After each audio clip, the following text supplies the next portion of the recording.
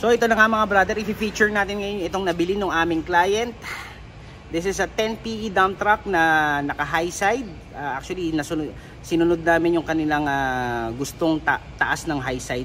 So nakita nila to ng naka-as-is pa, tapos sinabi nila kung gaano kataas yung ating gagawin na high side.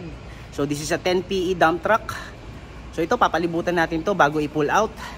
So ayun mga brother, kung bago ka sa aking channel, subscribe. Salamat. So ito na nga mga brother. This is a 10 PE dump truck, Giga. And ayun, naka high side na siya.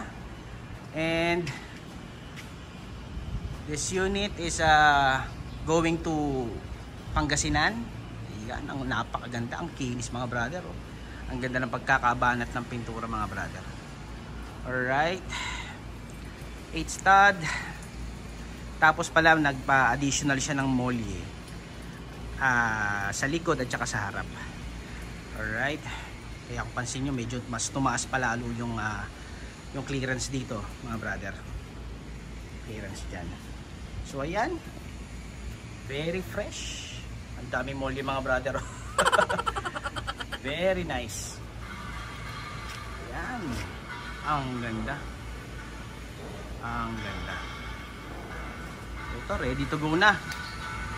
They are planning to pull out this unit. It's either 2 or 3 days from now. Pero tapos na yung unit, anytime pwede na ma-pull out to. Alright. Ganda.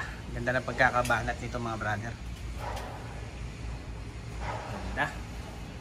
10 PE dump truck. Alright. So ayan. Ang ganda mga brother. So kung gusto niyo ng same unit katulad nito, 10 PE, PM lang or kontakin ako sa number na nandiyan dyan sa screen. Alright. Maraming salamat.